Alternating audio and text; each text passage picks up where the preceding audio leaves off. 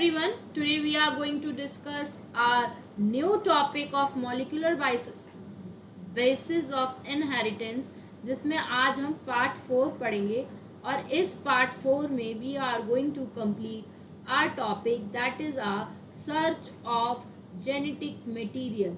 अगर हम search of genetic material के बारे में बात करेंगे, हम 3 पार्ट्स कवर कर चुके हैं, उनका लिंक जो है मैं डिस्क्रिप्शन बॉक्स में डाल दूंगी। Go and check your video and today we are going to start, that is our new topic, that is your search of genetic material. search of genetic material से पहले NCERT में ये एक paragraph दिया हुआ है, let us read it out. the search of genetic material की अगर हम बात करें, even though the discovery of nuclein जो कि फ्रेडरिक मेशर ने दी थी and the proposition of principle of inheritance by Mendel were almost at the same time, एक ही टाइम पे दिए गए थे, but that the DNA act as a genetic material took a long time to be discovered. लेकिन जैसे principle of inheritance जो दिया था मेंडल ने, और न्यूक्लिन जो डिस्कवरी है दैट इज डीएनए की जो डिस्कवरी है जो फ्रेडरिक मेशर ने की है, दोनों सेम टाइम पे ही डिस्कवरी हुई थी। बट जो डीएनए हमारा जेनेटिक मटेरियल है उसको डिस्कवर करने में बहुत ज़्यादा टाइम लग गया उसे प्रूव करने में। By 1926, the quest to determine the mechanism for genetic inheritance had reached the molecular level. Previous discoveries by the George Mendel, Walter Sutton, Thomas Hunt Morgan, and numerous other scientists had narrowed to the search to the chromosome located in the nucleus of most of cell. But the question of what molecule was exactly the genetic material has not been answered.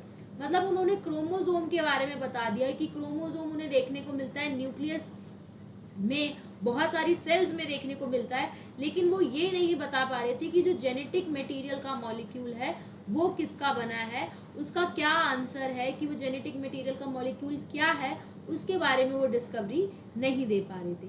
So the search of genetic material की अगर हम बात करें तो इसमें हम total 3 topic पढ़ेंगे।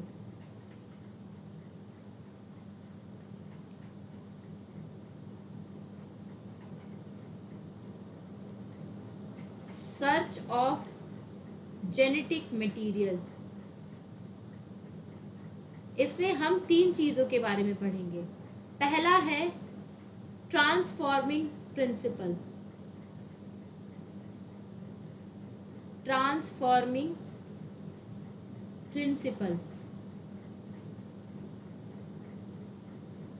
Second है बायोकेमिकल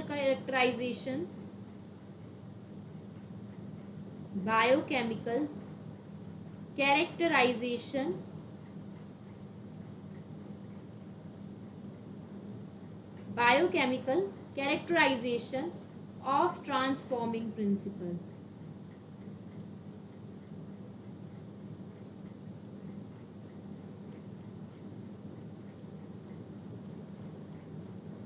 और थर्ड है DNA is a genetic material. इन तीनों के बारे में हमें इसमें पढ़ना है।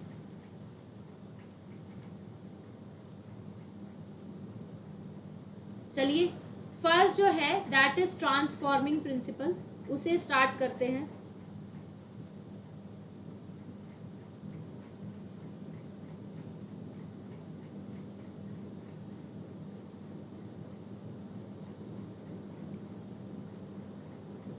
अगर हम बात करते हैं ट्रांसफॉर्मिंग प्रिंसिपल की, तो ये किसने दिया था, that was given by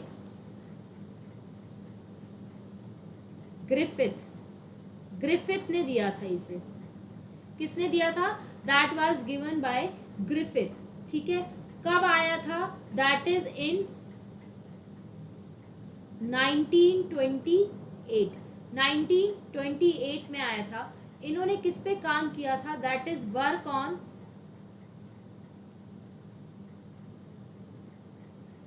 bacteria पे काम किया था और एक माइस पे काम किया था। बैक्टीरिया कौन कौन सा था, that is he worked on a Streptococcus pneumoniae. क्या उसका साइंटिफिक नेम है, स्ट्रेप्टो कोकस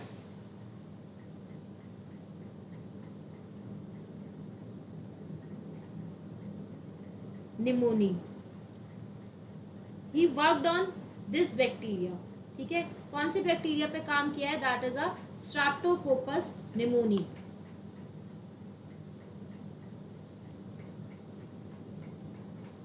ठीक है, ग्रिफिथ करके हमारे साइंटिस्ट थे। कब आए थे? 1928 में आए थे। किस पे काम किया था इन्होंने? That is he worked on a bacteria and mice, that is your Streptococcus pneumoniae.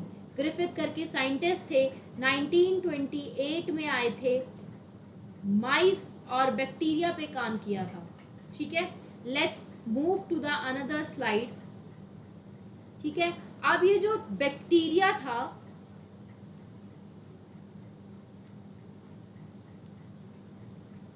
क्या नाम है उसका? Streptococcus pneumoniae.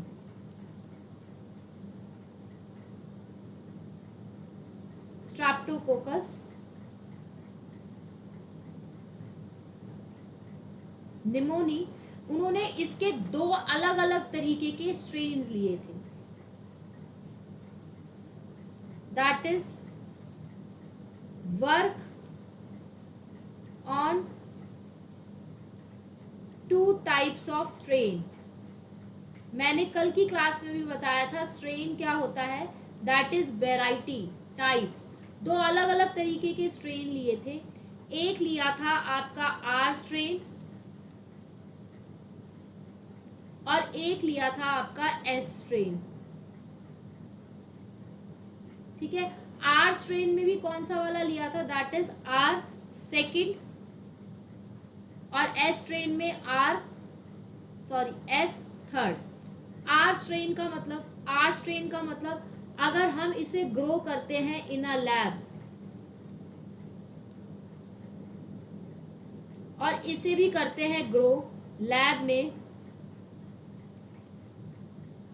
तो जब हम इसे ग्रो करेंगे तो ये प्रोड्यूस करेगा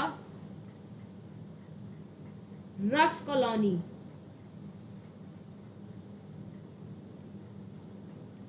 वेयर एज जब इसे ग्रो करेंगे तो ये प्रोड्यूस करेगा स्मूथ कॉलोनी। Smooth colony. ठीक है, जब हम आर स्ट्रेन को ग्रो करेंगे, आर स्ट्रेन मतलब रफ स्ट्रेन, एस स्ट्रेन मतलब स्मूथ स्ट्रेन। आर स्ट्रेन को ग्रो करेंगे लैब में तो वो रफ कॉलोनी देगा, एस स्ट्रेन को ग्रो करेंगे तो वो स्मूथ कॉलोनी देगा। इसका मतलब यहां पर हमें क्या देखने को मिलेगा? ऐसा क्या है जो यहां प्रेजेंट है? ठीक है, रफ कॉलोनी में ऐसा क्या है? नो कैप्सूल लेयर, कोई भी कैप्सूल की लेयर प्रेजेंट नहीं है, या कोई भी नो ग्लाइकोकैलिक्स। पता है ना बैक्टीरिया के बाहर ग्लाइकोकैलिक्स प्रेजेंट है, होता है। यहाँ पे आपको कैप्सूल की लेयर देखने को मिलेगी, कैप्सूल प्रेजेंट, और उसी तरीके से ग्लाइकोकैलिक्स भी प्रेजेंट।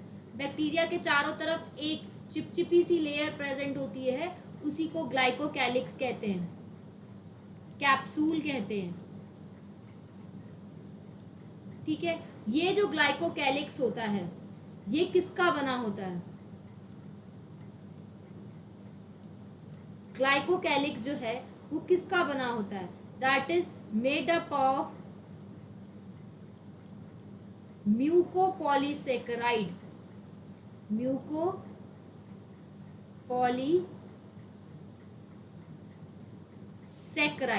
किसका बना होता है? Glycocalyx mucopolysaccharide. ग्लाइकोकैलिक्स का काम क्या होता है भाई? क्या काम है? क्यों ग्लाइकोकैलिक्स प्रेजेंट है? तो ग्लाइकोकैलिक्स जो होती है that is glycocalyx in bacteria. अगर बैक्टीरिया के अंदर ग्लाइकोकैलिक्स की लेयर प्रेजेंट है तो वो हेल्प करेगा बैक्टीरिया को, help to prevent from host immune system.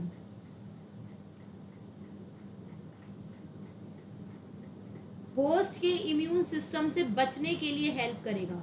मतलब सपोज कोई एक बैक्टीरिया है, उसके आसपास ग्लाइकोकैलिक्स की लेयर प्रेजेंट है, वो बैक्टीरिया अगर होस्ट के अंदर चला तो वो होस्ट के इम्यून सिस्टम से उसको फर्क नहीं पड़ेगा। मतलब ग्लाइकोकैलिक्स अगर है तो वो होस्ट के लिए सॉरी, अगर ग्लाइकोकैलिक्स है तो वो होस्ट के लिए हार्मफुल है, ठीक है, क्योंकि उससे बैक्टीरिया जो है वो डिस्ट्रॉय नहीं होगा, ठीक है। अब आपने यहाँ पे देखा था R सेकेंड स्ट्रेन और S थर्ड स्ट्रेन, ठीक है। ये थी रफ कॉलोनी और ये थी स्मूथ कॉलोनी।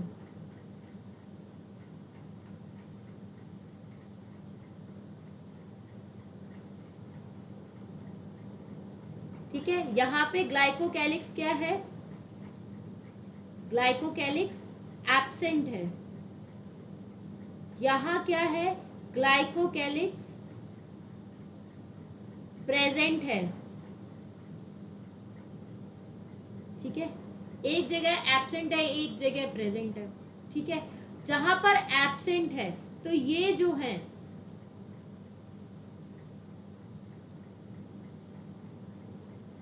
ठीक है, ये कैसे बैक्टीरिया है, that they are non virulent,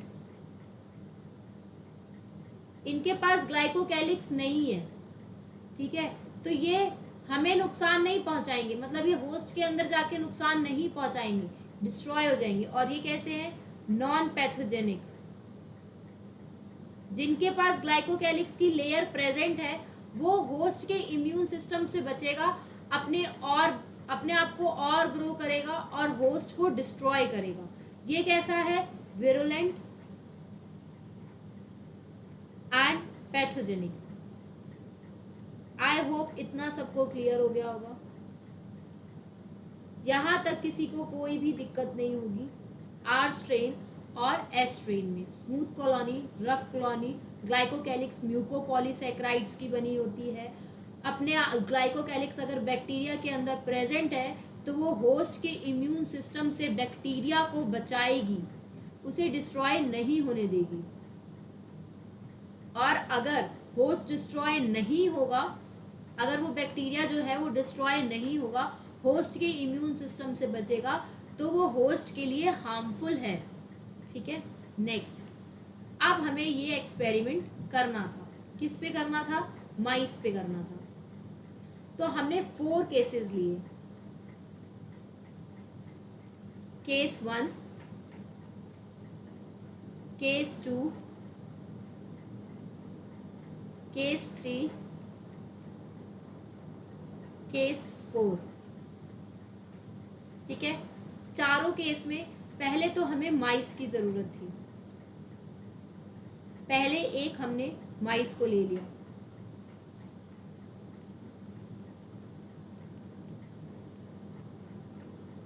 जब हमने माइस को ले लिया तो अब इसके अंदर हमने माइस के अंदर यहाँ पे उसको कौन सा स्ट्रेन दिया, R स्ट्रेन दिया, ठीक है।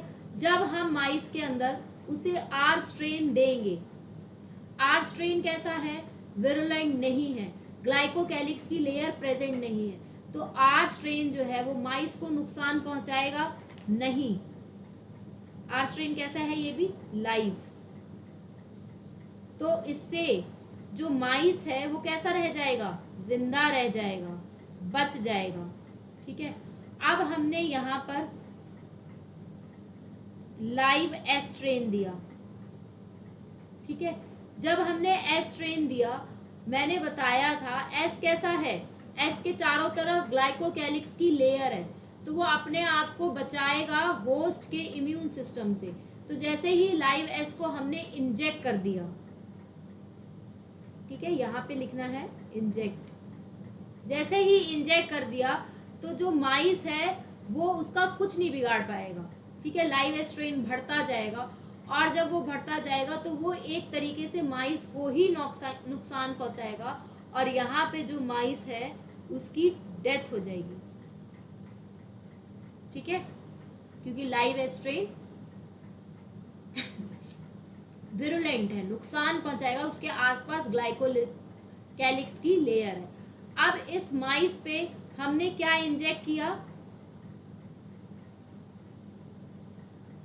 हीट किल्ड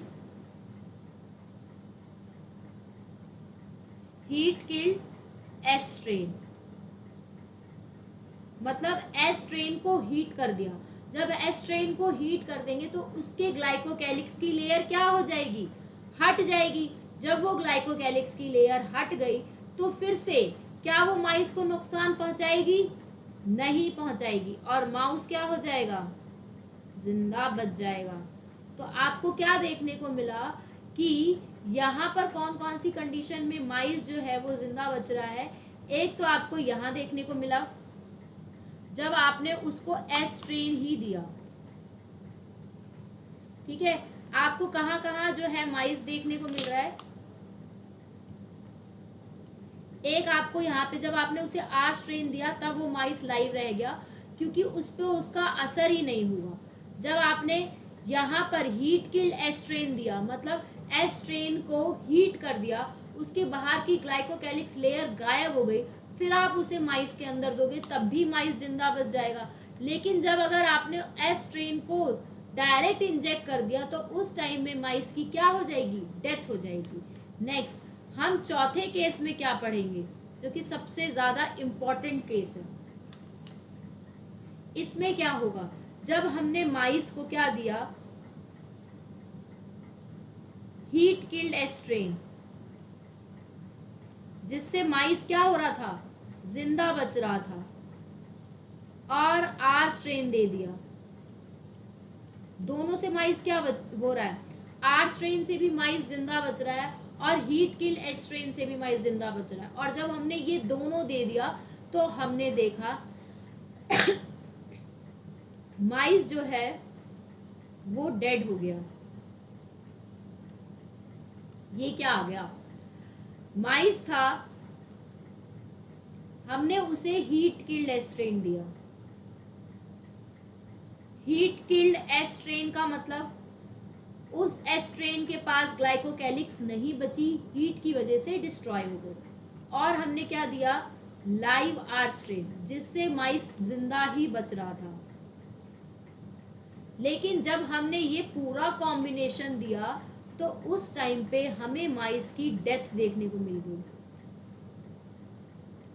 माइस डेड हो गया। यहाँ पर ये जो माइस है वो डेड कैसे हो गया, ग्रिफिथ ने बताया।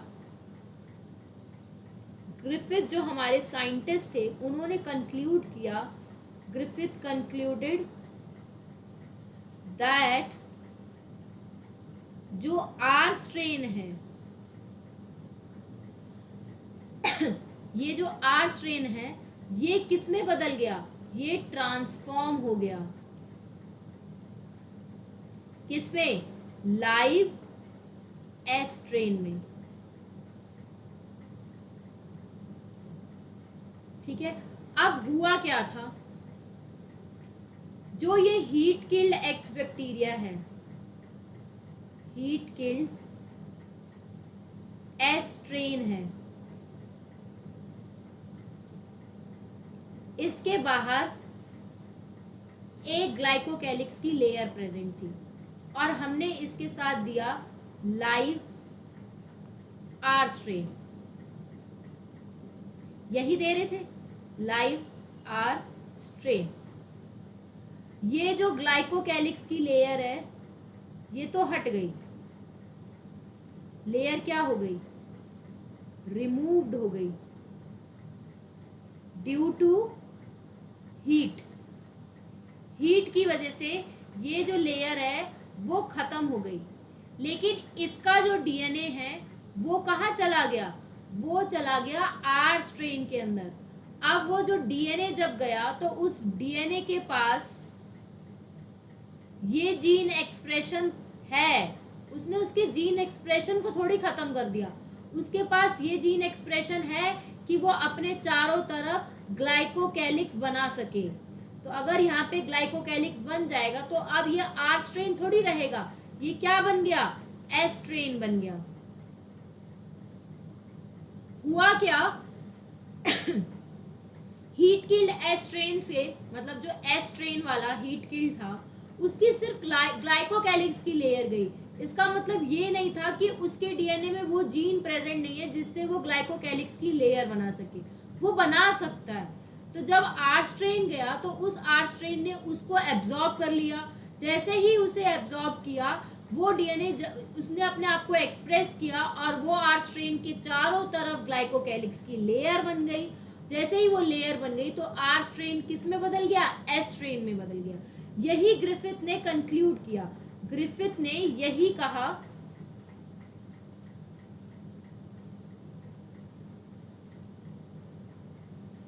कहा कि जो लाइव आर स्ट्रेन है, लाइव आर स्ट्रेन है, वही ट्रांसफॉर्म हुआ है, वही बदला है। किसमें, लाइव एस स्ट्रेन में, जिसकी वजह से माइस की डेथ हो रही है। जिसकी वजह से क्या हो रहा है, माइस की डेथ हो रही है। क्लियर है। नेक्स्ट, और ग्रिफिथ ने क्या कंक्लूड किया इस एक्सपेरिमेंट से, और क्या समझ में आया?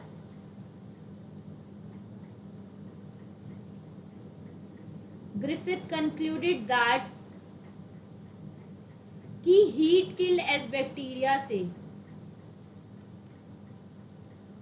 हीट किल्ड एस स्ट्रेन से कुछ गया।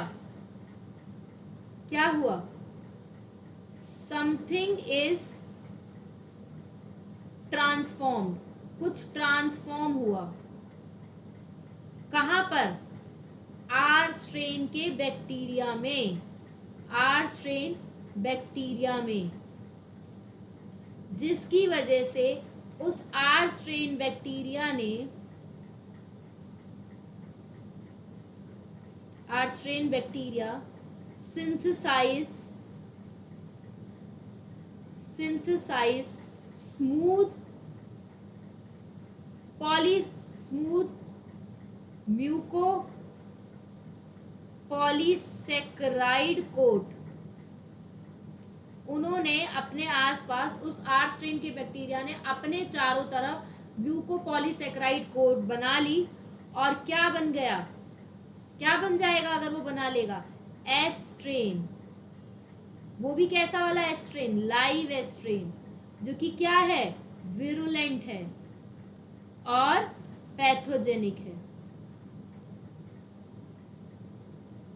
ठीक है, उन्होंने साफ साफ कहा कुछ हीट किल एस स्ट्रेन से आर स्ट्रेन के अंदर गया, जिसकी वजह से आर स्ट्रेन ने अपने चारों तरफ लेयर बना ली, और जिसकी वजह से आर स्ट्रेन अब आर स्ट्रेन ना रह के एस स्ट्रेन में कन्वर्ट हो गया।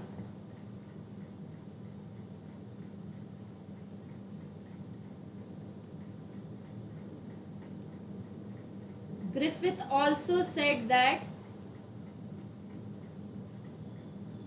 और क्या उन्होंने कहा कि वो जरूर ही, मस्ट बी, क्या है, ड्यू टू जेनेटिक मटेरियल। लेकिन उन्हें पता नहीं था क्या है जेनेटिक मटेरियल, लेकिन उन्होंने कहा कि वो जरूर ही जेनेटिक मटेरियल है, जिसकी वजह से आर स्ट्रेन एस स्ट्रेन में कन्वर्ट हो गया। ठीक है, let us read out this paragraph from the NCERT, ताकि साथ के साथ क्लियर हो जाए। ट्रांसफॉर्मिंग प्रिंसिपल आया था 1928 में, फ्रेडरिक ग्रिफिथ ने लिया था। उन्होंने सीरीज ऑफ एक्सपेरिमेंट किए थे स्ट्रेप्टोकोकस निमोनी में। ठीक है, ऐसा बैक्टीरिया जो कि रिस्पॉन्सिबल है कि उसके अंदर निमोनिया हो जाए। ठीक है, स्ट्रेप्टोकोकस निमोनी क्या है, वो बैक्टीरिया है जो कि निमोनिया कॉज कराता है।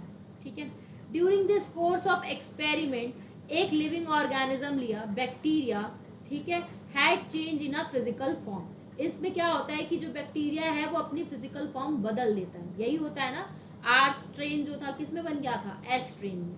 जब स्ट्रेप्टोकोकस निमोनी, जो कि है निमोनोकोकस भी कहा जाता है, उसे हमने कल्चर प्लेट में ग्रो किया, तो उसने एक स्मूथ शाइनी कॉलोनी बनाई और एक रफ कॉलोनी बनाई, दोनों बनाई, स्मूथ भी बनाई और रफ भी बनाई।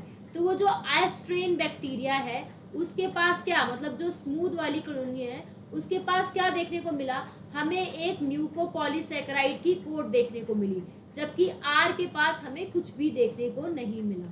ठीक है, हमने माइस का इन्फेक्शन करा दिया एस्ट्रेन के साथ। ठीक है, एस्ट्रेन क्या है, विरुलेंट है। एस्ट्रेन से जब हमने करा दिया तो माइस की क्या हो गई, डेथ हो गई ड्यू टू निमोनिया इन्फेक्शन। ठीक है, but mice infected with R strain, और जब हमने उसी माइस को इंजेक्ट कराया आर स्ट्रेन से तो उसके अंदर कोई भी निमोनिया डेवलप नहीं हुआ। ठीक है, लेट्स सी, हमने एस स्ट्रेन लिया, माइस के अंदर इंजेक्ट करा दिया तो माइस की डेथ हो गई। क्यों डेथ हो गई, क्योंकि एस स्ट्रेन के पास क्या है, ग्लाइकोकैलिक्स है। हमने फिर लिया आर स्ट्रेन, आर स्ट्रेन को इंजेक्ट कराया तो माइस जो है जिंदा रह गया।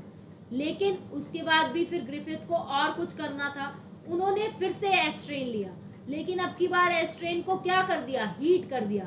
हीट की वजह से क्या होगा, हीट की वजह से क्या होगा, removal of glycocalyx layer, glycocalyx की लेयर जो है वो हट गई। जैसे ही वो हटी फिर उसे इंजेक्ट करा दिया माइस में तो माइस जिंदा रह गया।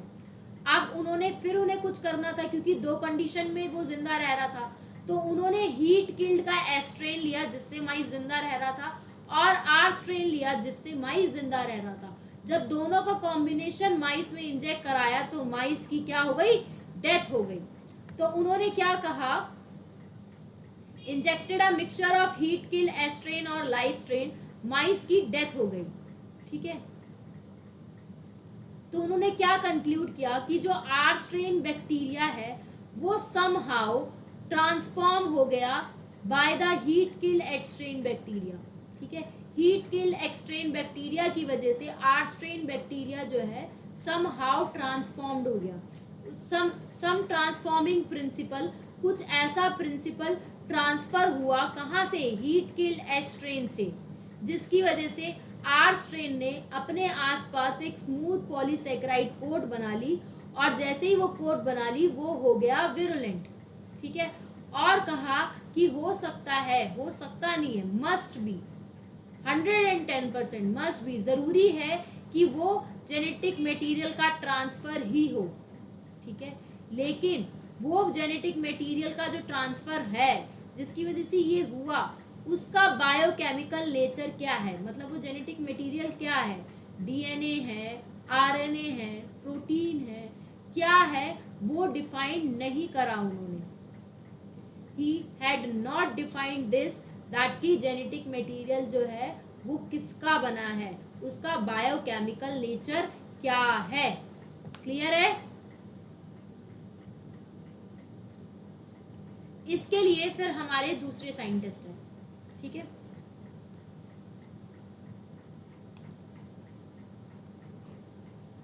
कौन से साइंटिस्ट थे, दैट इज, कौन सी थ्योरी आई, biochemical characterisation,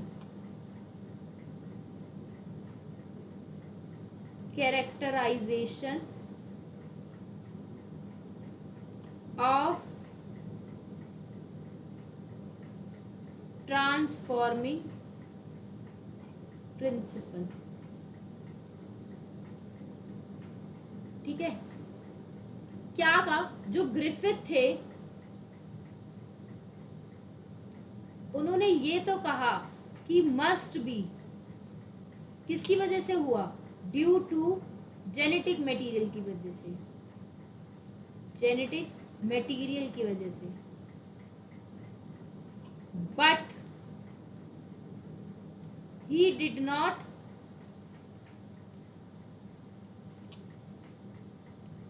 know the nature of, know the biochemical nature of genetic material. Clear है यहाँ तक? लेकिन उन्हें उसका नेचर नहीं पता था। ठीक है,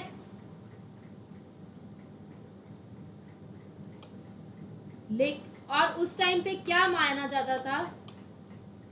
जो हमारे 3 साइंटिस्ट थे, कौन कौन से? ऑसवर्ल्ड एवरी, ठीक है, कॉलिन मैकलॉयड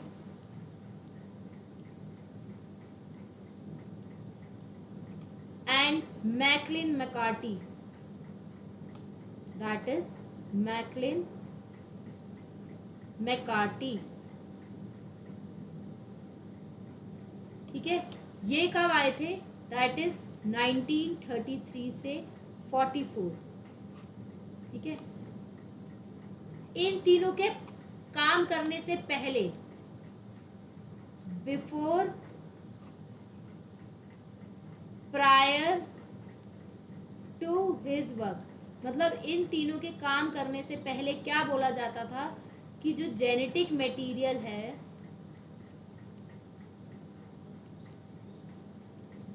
जेनेटिक मटेरियल है वो क्या है?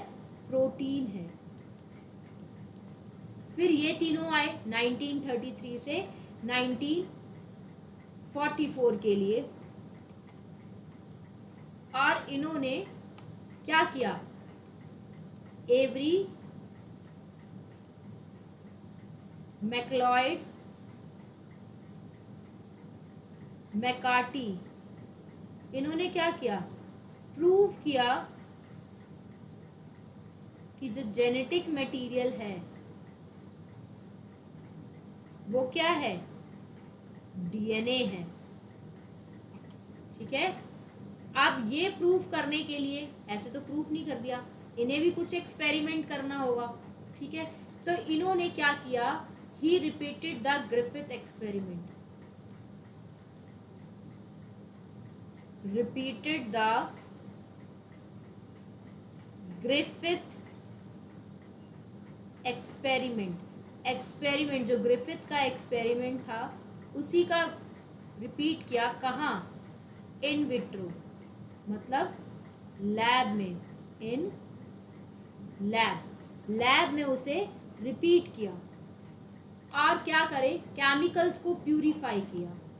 पहला स्टेप, प्यूरिफाई केमिकल फ्रॉम, कहाँ से केमिकल को प्यूरिफाई किया? Heat killed S strain bacteria.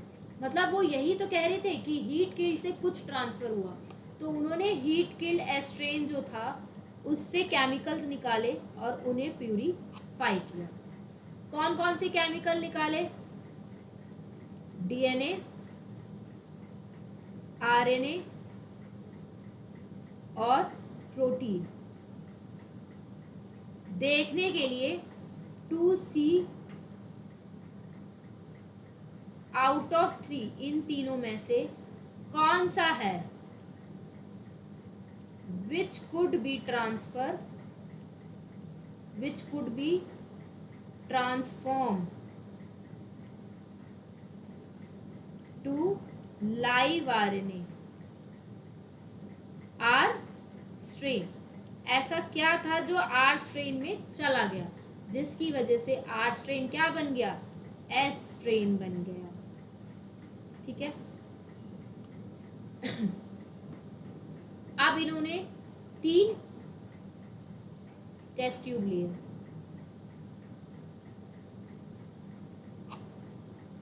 इन तीनों टेस्ट ट्यूब में कौन है?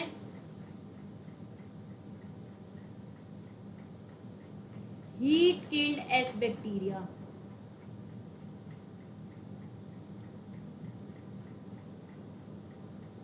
कौन है? Heat killed S bacteria. क्या है इसके अंदर? ये क्या है? हीट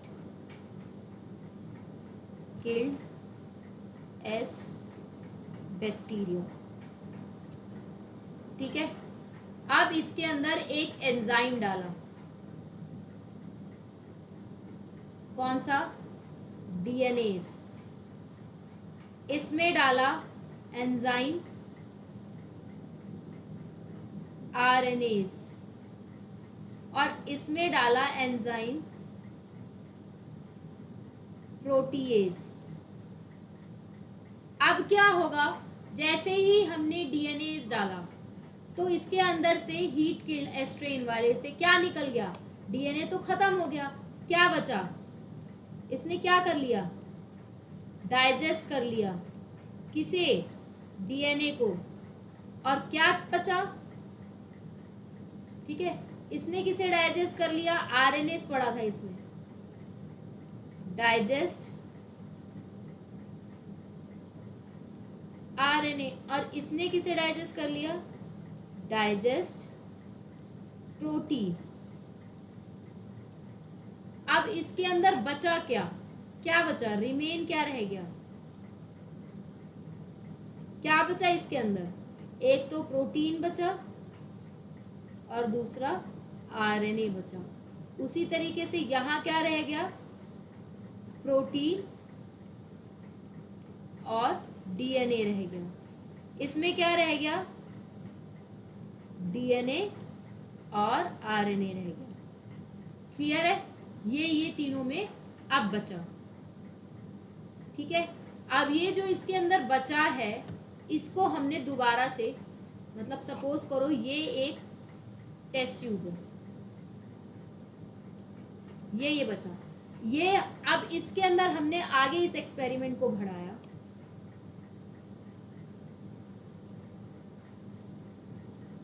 ठीक है। इसके अंदर क्या है आपको पता है, इसके अंदर है प्रोटीन आरएनए और इसमें है प्रोटीन डीएनए, इसमें है आरएनए डीएनए, ठीक है। अब इसके अंदर बैक्टीरिया कौन से वाले हैं, हीट किल्ड वाले ना, इसी सिंबल से हमने डिनोट किए थे, इसी कलर से।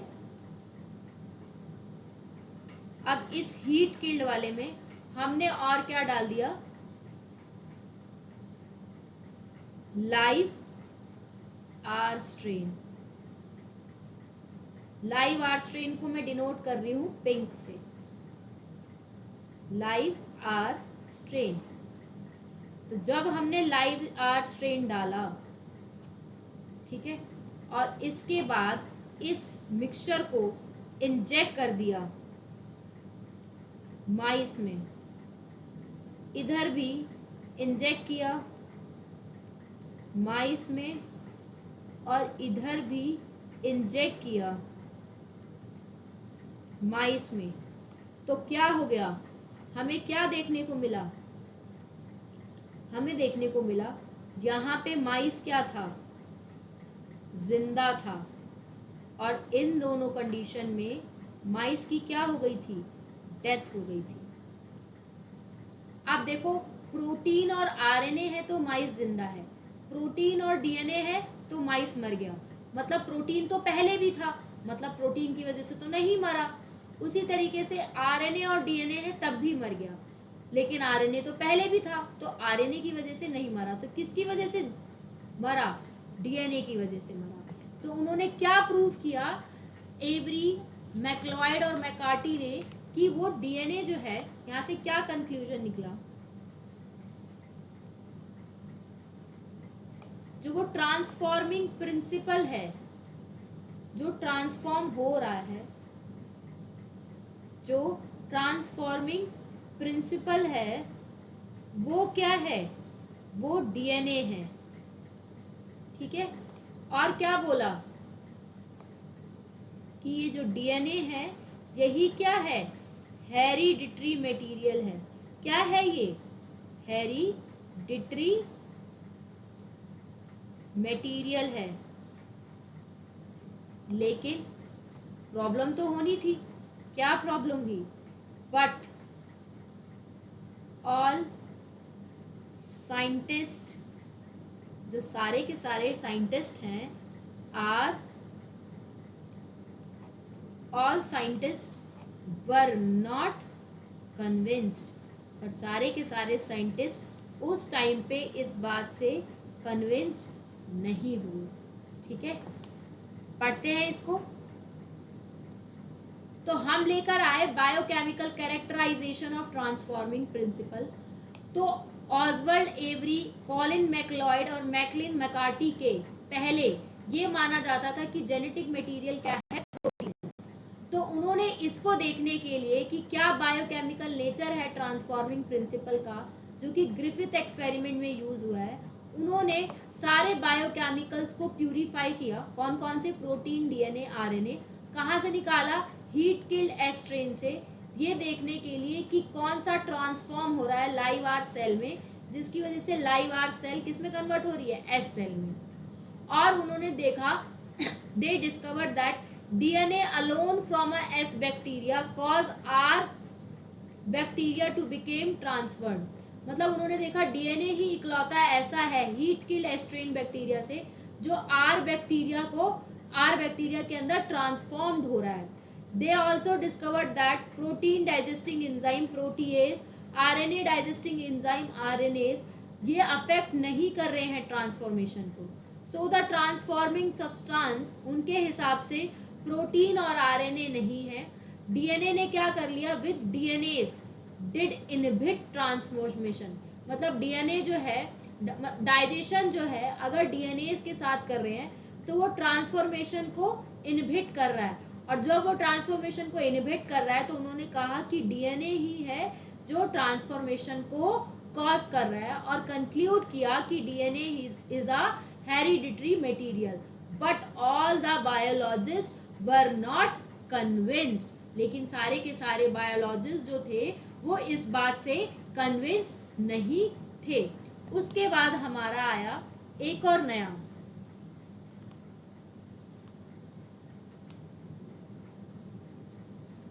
वो क्या था, थर्ड एक्सपेरिमेंट। दो पढ़ चुके, थर्ड है हमारा, that is a Hershey Chase, या कहो DNA act as a genetic material. DNA ही जेनेटिक मटेरियल है। ठीक है, अब ये क्या एक्सपेरिमेंट है, ये किसने कहा, दैट वाज हर्शे और चेज ने कहा, हर्शे एंड चेज एक्सपेरिमेंट कहा जाता है इसे। ये कब आया था, 1952 में आया था। कब आया था, 1952 में। और उन्होंने ऐसे प्रूफ दिए, that is provide unequivocal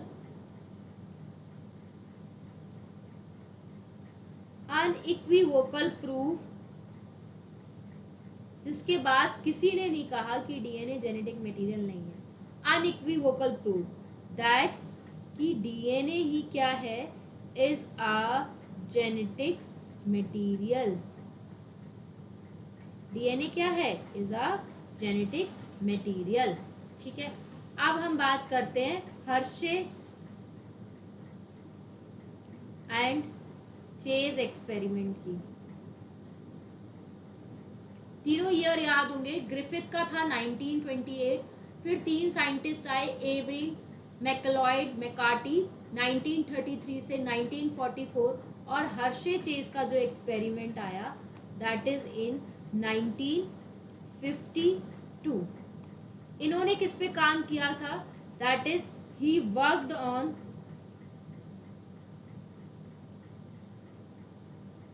T2 bacteriophage. किस पे काम किया था, T2 बैक्टीरियोफेज पे। ये कैसा बैक्टीरियोफेज है, बैक्टीरियोफाज है, ये एक तरीके का वायरस है, नाम है बैक्टीरिया लेकिन ये वायरस है। ऐसा वायरस दैट इन्फेक्ट बैक्टीरिया, जो कि इन्फेक्शन कहाँ करता है, बैक्टीरिया के अंदर करता है, उसे हम कहते हैं बैक्टीरियोफाज। ठीक है, इस बैक्टीरियोफाज के अंदर और क्या प्रेजेंट होता है, that is double stranded DNA. क्या देखने को मिलेगा? Double stranded DNA present. तो बैक्टीरियोफाज क्या है? वायरस है। ठीक है, इन्होंने वायरस पे काम किया था। ठीक है,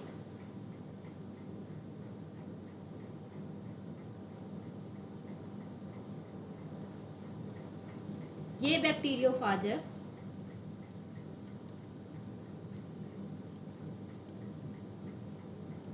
ये जो बाहर वाला होता है इसे हम कहते हैं प्रोटीन कोट। किसकी बनी होती है? That is made up of protein coat. क्या बोला जाता है इस प्रोटीन कोट को? कैप्सिड। ये जो कैप्सिड होता है ये किसका बना होता है? That is made up of small unit, small सब यूनिट, छोटी छोटी यूनिट से बना होता है जिसको हम कहते हैं कैप्सोमेयर। क्या कहते हैं? कैप्सोमेयर। इसके अंदर जेनेटिक मटेरियल प्रेजेंट होता है जो कि होता है डबल स्ट्रैंडेड डीएनए। यही है जेनेटिक मटेरियल। ठीक है, ये क्या है? टेल है, टेल फाइबर। ठीक है, तो यह हर्शे और चेज ने बैक्टीरियोफेज वायरस एंड किस पे काम किया था? And E coli. एक बैक्टीरिया भी तो चाहिए था, एक बैक्टीरिया पे काम किया था। ठीक है, अब इन्होंने क्या किया?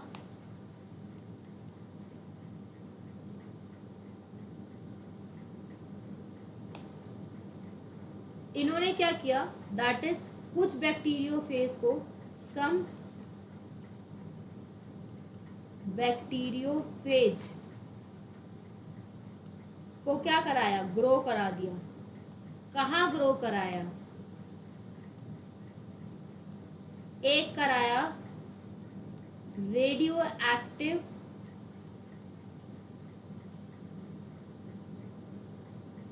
फॉस्फोरस में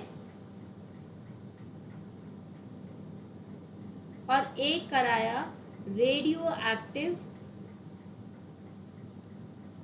सल्फर में। अगर हम रेडियो एक्टिव फॉस्फोरस की बात करते हैं तो कौन सा रेडियो एक्टिव था? PQRS। ठीक है, PS। यहाँ होगा 32, यहाँ होगा 35। ठीक है, अब जब हमने बैक्टीरियोफेज को रेडियो एक्टिव फॉस्फोरस में ग्रो कराया, ठीक है, कहाँ ग्रो कराया? दैट इज अ फॉस्फोरस में।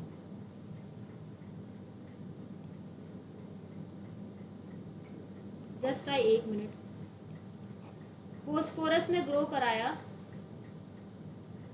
तो फॉस्फोरस जो है कहाँ प्रेजेंट होता है? अभी तक के लेक्चर पढ़ के आए होंगे, that is present in DNA.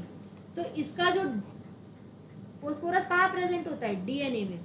तो यहाँ पे जो हमें रेडियो एक्टिविटी देखने को मिली वो कहाँ देखने को मिली? फॉस्फोरस में। मतलब जो इसका डीएनए था वो कैसा हो गया? रेडियो एक्टिव हो गया, क्योंकि फॉस्फोरस की वजह से। वेयर एज अगर हम बात करें यहाँ पर, तो जब हमने उसे सल्फर में ग्रो कराया तो अब की बार रेडियो एक्टिविटी कहाँ देखने को मिली? प्रोटीन की कोट में देखने को मिली। क्यों? क्योंकि वो सल्फर का बना है। ठीक है, क्लियर है? दोनों क्लियर है? चलो, अब ये दोनों हम लेते हैं।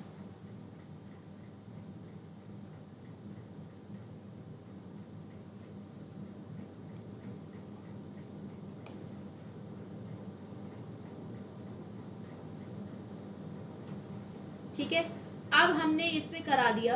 ये है आपका, ये क्या है? फॉस्फोरस 32, ये है सल्फर 35। अब हमें पहला स्टेप कराना है इन्फेक्शन। इन्फेक्शन, फिर है फिर है ब्लेंडिंग, और फिर है सेंट्रीफ्यूज। हमने एक एक, हमें ई कोलाई चाहिए, हम ई कोलाई बना लेते हैं। ये रही एक ई coli. E coli, E coli क्यों चाहिए भैया? बैक्टीरियोफेज है ना ये बैक्टीरियोफेज कहाँ इन्फेक्शन करता है, कहाँ डिजीज करेगा? ऐसा वायरस है जो बैक्टीरिया में करेगा, तो बैक्टीरिया ही तो चाहिए होगा। और यहाँ पर, ठीक है, अब जब यहाँ पर किया तो इन्फेक्शन में ये जो बैक्टीरियोफेज है ये इससे आके अटैच होगा, ठीक है, यहाँ पर ये अटैच होगा।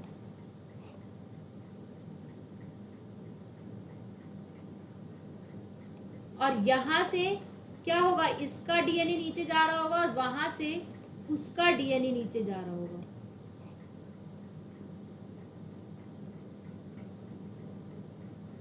ब्लेंडिंग में क्या होगा?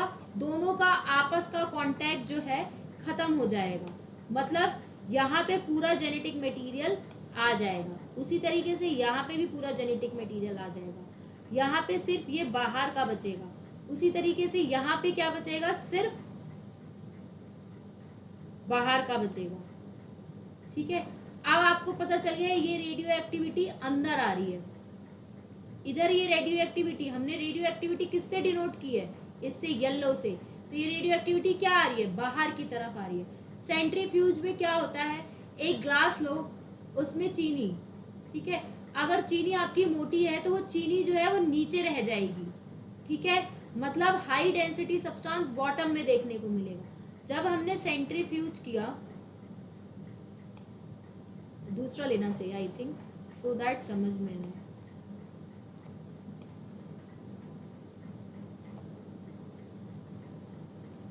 जब हमने सेंट्रीफ्यूज किया तो हमें बॉटम में देखने को मिलेगा।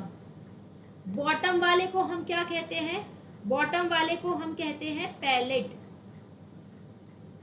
ये है पैलेट और ये है सुपरनेटेंट। जो नीचे चीनी रह जाती है दैट इज अ पैलेट, ठीक है। अब हमारा जो ई कोलाई है वो हमें नीचे देखने को मिलेगा, यहाँ पे। तो यहाँ पे तो रेडियो एक्टिविटी यहाँ पे देखने को मिल रही है, जबकि यहाँ पे अगर बात करें तो रेडियो एक्टिविटी हमें यहाँ देखने को मिलेगी। तो आपको यहाँ से क्या पता चला? अगर यहाँ से देखो तो यहाँ क्या पता चला? पैलेट में क्या है? रेडियो एक्टिविटी फोस्फोरस के टाइम पे, क्योंकि वो डीएनए अंदर आ चुका था। और जबकि सुपरनेटेंट सल्फर में क्या रह गया? सुपरनेटेंट पे यहाँ पे रेडियो एक्टिविटी देखने को मिल रही है। रेडियो एक्टिविटी देखने को मिल रही है सुपरनेटेंट में, मतलब वो बाहरी रह गया। तो यहाँ से हमें क्या पता चला कि भाई डीएनए ही जेनेटिक मटेरियल है जो कि अंदर गया, बैक्टीरिया के अंदर गया, जिसकी वजह से रेडियो एक्टिविटी हमें पैलेट में देखने को मिली। तो इन्फेक्शन में क्या हुआ? जो हमने 3 स्टेप पढ़े, इन्फेक्शन, ब्लेंडिंग और सेंट्रीफ्यूगेशन। सेंट्रीफ्यूगेशन क्लियर है? अब हमने इन्फेक्शन में क्या पढ़ा? इन्फेक्ट हो रहा था कौन? E coli. किससे? विद वायरस से। कौन से वायरस से? बैक्टीरियोफाज से। जब वो इन्फेक्ट हो गया, जेनेटिक मटेरियल अंदर चला गया। यहाँ पे देखो जेनेटिक मटेरियल जो है अंदर चला गया। ब्लेंडिंग में हमने उनका कांटेक्ट हटा दिया, remove contact between virus and E coli. और जब बिल्कुल कांटेक्ट खत्म हो गया फिर हमने सेंट्रीफ्यूगेशन किया। सेंट्रीफ्यूगेशन में नीचे बॉटम पे आती है हाई डेंसिटी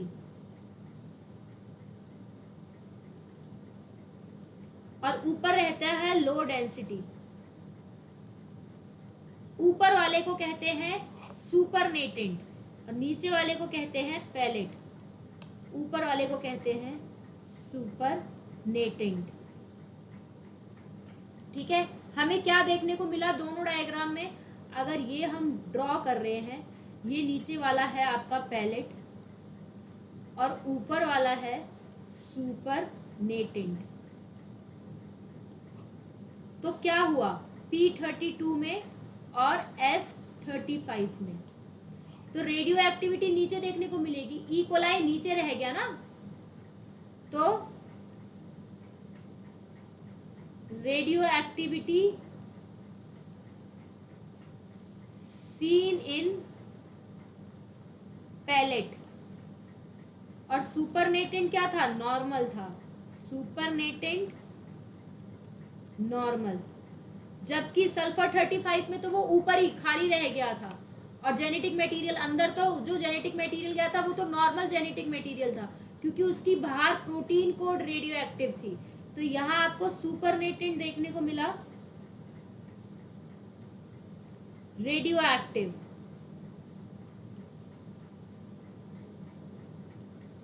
और पैलेट क्या थी, नॉर्मल। तो आपको पता चला कि क्या ट्रांसफर हुआ, DNA is a genetic material, यहाँ पे आपका ट्रांसफर हुआ। Let's read it out from the NCERT. The unequivocal proof, जिसके बाद कोई नहीं कह पाया कि डीएनए ही जेनेटिक मटेरियल है, वो आया अल्फ्रेड हर्शे और मार्थे चेज 1952 में। उन्होंने बैक्टीरिया पे काम किया, वायरस पे काम किया, ऐसे वायरस पे जो बैक्टीरिया को इन्फेक्ट करता है, जिसे हम बैक्टीरियोफाज कहते हैं। वो बैक्टीरियोफाज जो है अटैच होगा बैक्टीरिया के साथ। कौन से बैक्टीरिया के साथ, they are talking about E coli. E coli के साथ अटैच होगा और उसका जेनेटिक मटेरियल अंदर चला जाएगा बैक्टीरियल सेल के अंदर। जैसे ही बैक्टीरियल सेल के अंदर जाएगा वायरल का जेनेटिक मटेरियल, वो उसे अपना समझ के उसकी और कॉपी बनाने लगेगा और वायरस पार्टिकल्स बनते जाएंगे। Hershey and Chase work to discover whether it was a protein और DNA from the virus that has enter in a bacteria. Hershey और चेज ने ये एक्सपेरिमेंट इसलिए किया था, ये पता करने के लिए कि प्रोटीन है या डीएनए है जो कि बैक्टीरिया के अंदर एंटर होता है। ठीक है, जब उन्होंने किया तो उन्होंने कुछ वायरस को ग्रो कर दिया ताकि रेडियो एक्टिविटी देख सके। तो एक रेडियो एक्टिव फॉस्फोरस और एक लिया रेडियो एक्टिव सल्फर। वायरस को अगर ग्रो करोगे रेडियो एक्टिव फॉस्फोरस के अंदर, तो रेडियो एक्टिविटी कहाँ देखने को मिलेगी, क्या शाइनी शाइनी देखने को मिलेगा, दैट इज उसका रेडियो एक्टिव डीएनए। और जबकि अगर हम उसे, और ऐसा क्यों, क्योंकि डीएनए के पास ही क्या होता है, फॉस्फोरस होता है। और जब हम वायरस को ग्रो कर देंगे रेडियो एक्टिव सल्फर में, तो अब की बार हमें क्या देखने को मिलेगा, क्योंकि वो रेडियो एक्टिव सल्फर क्या कंटेन करता है, रेडियो एक्टिव प्रोटीन। और वो प्रोटीन जो है कहाँ प्रेजेंट होगा, डीएनए में तो नहीं होगा, कहाँ होगा, प्रोटीन की कोट में। अब की बार रेडियो एक्टिविटी कहाँ देखने को मिलेगी, प्रोटीन की कोट में। अब जो रेडियो एक्टिव फाजेज हैं उनको हमने अलग अलग अलाउ किया और ई कोलाई बैक्टीरिया के साथ अटैच किया। उनकी अपनी अपनी वायरल कोड जो है वो रिमूव हो जाएगी और एजिटेट हो जाएंगे आपस में इन अ ब्लेंडर में।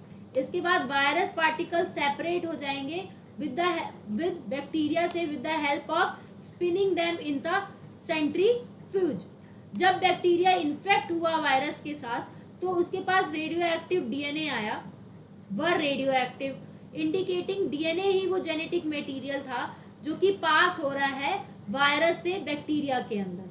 ठीक है, bacteria that were infected with virus that have a radio active protein not radio active. This indicate कि प्रोटीन जो है वो बैक्टीरिया के अंदर एंटर नहीं करता है। तो यहाँ से पता चला डीएनए ही जेनेटिक मटेरियल है जो कि वायरस से बैक्टीरिया के अंदर गया। भाई एक ही सिर्फ प्रोटीन कोट में रेडियो एक्टिविटी आई, वो थोड़ी अंदर जा रहा है, अंदर तो आपका जेनेटिक मटेरियल जा रहा है। और अगर वो शाइनी शाइनी हमें देखने को मिल रहा है, इसका मतलब जेनेटिक मटेरियल ही अंदर गया। जब हमने ये एक्सपेरिमेंट किया तो इसमें ये क्या है, ये बैक्टीरियोफाज है, इसमें हमने इसे रेड रेड क्यों बना रखा है, क्योंकि ये इसकी रेडियो एक्टिविटी है जो कि सल्फर की वजह से आई। यहाँ पे जेनेटिक मटेरियल ही सिर्फ रेड है तो इसका मतलब वो रेडियो एक्टिव फॉस्फोरस है।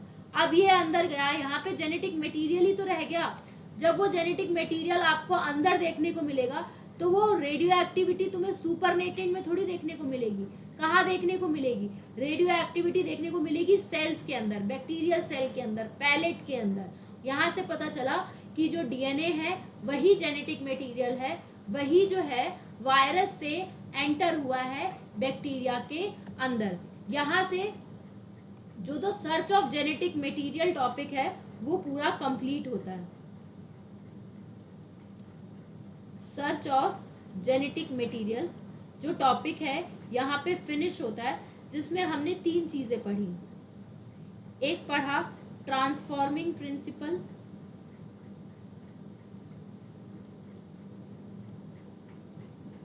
फिर हमने पढ़ा biochemical characterization, biochemical of transforming principle, और फिर पढ़ा कि डीएनए ही भाई जेनेटिक मटेरियल है। तीनों के आपको ईयर पता होने चाहिए, साइंटिस्ट पता होने चाहिए, कौन क्या कंक्लूड कर पाया ये पता होना चाहिए। तो ट्रांसफॉर्मिंग प्रिंसिपल आया 1928 में, बायोकेमिकल कैरेक्टराइजेशन 1933 से 1944 में, और डीएनए ही जेनेटिक मटेरियल है 1952 में। ये जो लेके आए that was a scientist Griffith. Biochemical characterization की बात करें, हमारे 3 साइंटिस्ट एवरी, मैक्लॉयड, मैकार्टी।